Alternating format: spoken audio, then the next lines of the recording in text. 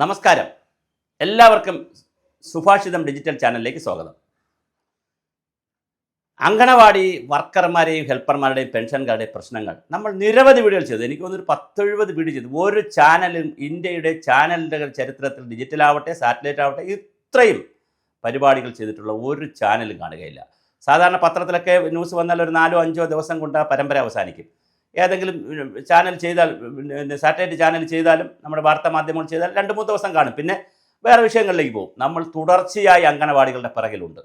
അതുകൊണ്ട് തന്നെ എനിക്ക് 66,000 വരുന്ന വർക്കർമാരോടും ഹെൽപ്പർമാരോടും അതുപോലെ ബാക്കിയുള്ള പെൻഷൻകാരോടും ഒരു അഭ്യർത്ഥനയുള്ളത്, നിങ്ങൾ പരമാവധി ആളുകൾ ഇത് സബ്സ്ക്രൈബ് ചെയ്യണം. ഒരു ചാനൽ നടത്തുന്ന ആളിന് ചെയ്തു കൊടുക്കാൻ കഴിയുന്ന ഏറ്റവും വലിയ ഉപകാരം അത് സബ്സ്ക്രൈബ് ചെയ്യുക എന്നുള്ളതാണ്.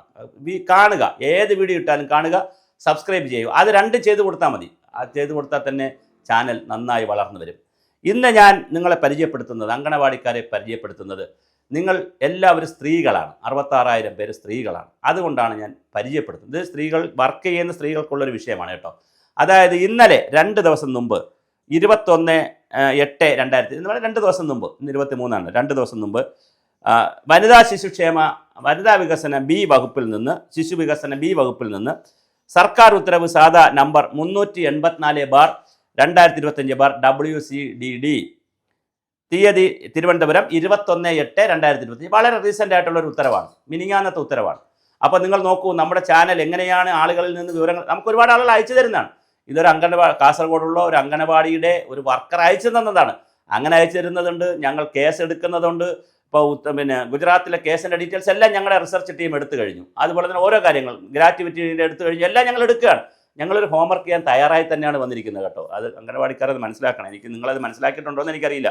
ലോകത്തെല്ലാവരും വേറെ ആരെങ്കിലും ആയിരുന്നു ഇതിനൊക്കെ വലിയ സപ്പോർട്ട് തന്നേനെ. നിങ്ങൾ സപ്പോർട്ട് തരുന്നില്ല എന്നല്ല, എന്നാലും നിങ്ങളെ പോരാ അതെന്നുള്ളതാണ്. അപ്പോൾ ആ വകുപ്പ് ഡയറക്ടറുടെ ഒരു ഉത്തരവുണ്ട്. ആ ഉത്തരവ് എന്തുകൊണ്ട് ഈ ഉത്തരവ് ഞാൻ ഇതിൽ പരിചയപ്പെടുത്തുന്നത് ചോദിച്ചാൽ, നിങ്ങൾ മഹാഭൂരിപക്ഷം സ്ത്രീകളാണ്. ഭൂരിപക്ഷം എല്ലാവരും സ്ത്രീകളാണ്. സ്ത്രീകൾക്കുണ്ടാകുന്ന ഏറ്റവും പ്രധാനപ്പെട്ട ഒരു പ്രശ്നമാണ് അവരുടെ ഗർഭാശയം മാറ്റേണ്ടി വരും. കുറച്ചധികം പേർക്ക് അത് മാറ്റേണ്ടി വരും. ഈ ഒരു പർട്ടിക്കുലർ ഏജ് കഴിയുമ്പോൾ ഗർഭാശയം, പ്രസവമെല്ലാം കഴിഞ്ഞ് വരുമ്പോൾ ഗർഭാശയം നീക്കം ചെയ്യേണ്ടി വരും. അങ്ങനെ നീക്കം ചെയ്യുമ്പോൾ നിങ്ങൾക്ക് ലീവ് ഉണ്ടോ? അതാണ് ഒരു ചോദ്യം. ഇവിടെ കാസർഗോഡുള്ള ഒരു ICDS പ്രോജക്റ്റിലെ മെഗ്രാൽ പുത്തൂർ ഗ്രാമപഞ്ചായത്തിലെ സെൻറ്റർ 60 അങ്കണവാടിയിലെ അങ്കണവാടി വർക്കറായിട്ടുള്ള ഒരു വനിത, ഞാൻ പേര് പറയുന്നില്ല, ആളിൻ്റെ പേര് പറയുന്നില്ല, ഒരു വർക്കറായിട്ടുള്ളൊരു വനിത ഗർഭാശയം നീക്കം ചെയ്തതുമായി ബന്ധപ്പെടുത്തി 10/10/2023 2 വർഷം മുമ്പ് 45 ദിവസത്തെ ഓണറേറിയത്തെ കൂടി അവധിക്കായി കത്ത് നൽകിയിരുന്നു. അത് മെഡിക്കൽ സർട്ടിഫിക്കറ്റും എല്ലാം ഉള്ളത് കൊണ്ട് അത് പരിഹരിച്ചു. അവർക്ക് 45 ദിവസത്തെ ലീവ് കൊടുത്തിട്ടുണ്ട്. അപ്പോൾ വനിതകളെ സംബന്ധിച്ചിടത്തോളം പ്രസവാവധിയുണ്ട്, അതുപോലെ തന്നെ ഇതൊരു 45 ദിവസത്തെ ലീവ് കിട്ടിയിട്ടുണ്ട് എന്ന് വിചാരിച്ച് ഗർഭാശയ നീക്കം എന്ന് പറയുന്നത് ഡോക്ടറുടെ ശുപാർശ അനുസരിച്ച് ചെയ്യാൻ പറ്റും. ഇതൊന്നും ആരും മോശമായോ അല്ലെങ്കിൽ 45 ദിവസം ലീവ് ഉണ്ട് എങ്കിൽ ചെയ്തോളാം അങ്ങനെയും ചെയ്യുന്നതല്ല. അതുകൊണ്ട് ദുരുപയോഗം ചെയ്യുന്നൊരു നിയമമല്ലത്. അതുകൊണ്ട് സ്ത്രീകൾ, നിങ്ങൾ ആരെങ്കിലും ഈ ഗർഭാശയ ഗർഭാശയം നീക്കിയിട്ടുണ്ടെങ്കിൽ, അല്ലെങ്കിൽ സർവീസിലുള്ളവരാണെങ്കിൽ, അല്ല ഇനി നീക്കാനുള്ള എന്തെങ്കിലും ഡോക്ടർ എന്തെങ്കിലും നിർദ്ദേശം നൽകിയാൽ ദയവായി നിങ്ങൾ അതിന് ഗവൺമെൻറ്റിൽ ലീവ് കൊടുക്കുമ്പോൾ ഈ വിഷയം കൂടി നിങ്ങൾ സൂചിപ്പിക്കണം. ഇതൊരു സാധാരണ കാര്യമാണ്. അതുകൊണ്ട് സ്ത്രീകൾ ഇതിനകത്ത് ഒരു വലിയ അശ്ലീലോ മാനക്കേടോ ഒന്നുമില്ല, നിങ്ങൾ കൊടുക്കുക. അത് ഉത്തരവായി കഴിഞ്ഞാൽ നിങ്ങൾക്ക് 45 ദിവസത്തെ ഓണറേറിയം, ഫുൾ ഓണറേറിയം ഓണറേറിയത്തോടുകൂടി ലീവ് കിട്ടും.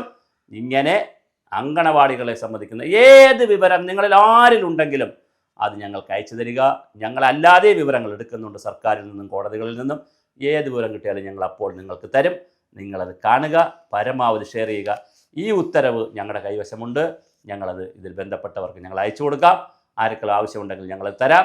തീർച്ചയായിട്ടും ഇത്തരം കാര്യങ്ങൾ ഞങ്ങളുടെ ആർക്കൈവിലുണ്ടാവും. അതുകൊണ്ട് തന്നെ അങ്കണവാടികളെ സംബന്ധിക്കുന്ന ഏത് ഉത്തരവ്, ഇതുപോലത്തെ സ്പെഷ്യൽ ഉത്തരവ് നിങ്ങൾക്ക് വന്നിട്ടുണ്ടെങ്കിലും ഒരു കോപ്പി ഞങ്ങൾ കൂടി അയച്ചു തരിക. ഞങ്ങളുടെ വാട്സപ്പ് നമ്പരും ഗൂഗിൾ നമ്പരും ഒക്കെ ഇതിനകത്ത് വച്ചിട്ടുണ്ട്. അതുപോലെ സംഭാവന അയച്ചു തരിക, ഞങ്ങൾക്ക് പരസ്യങ്ങൾ നൽകുക. ഞങ്ങളെ നിങ്ങൾ കൈപിടിച്ചുയർത്തുക. നിങ്ങളുടെ മുന്നിലും പിന്നിലും ഞങ്ങളുണ്ട്. ഞാൻ പറയുന്നു, അന്തസ്സായി ജീവിക്കാനുള്ള 2ാം സ്വാതന്ത്ര്യ സമരത്തിലേക്കാണ് സുഭാഷിതം ചാനൽ നീങ്ങുന്നത്. എൻ്റെ പേരും അങ്ങനെയാണല്ലോ, സുഭാഷ് ചന്ദ്രബോസ് എന്നാണല്ലോ. അപ്പോൾ അതിലേക്ക് നിങ്ങളുണ്ടെങ്കിൽ ഞങ്ങളും ഉണ്ട്. മുന്നിലും പിന്നിലും അന്തസ്സായി ഇവിടെ ജീവിക്കണം. അതിനുവേണ്ടി നമുക്ക് പോരാടാം.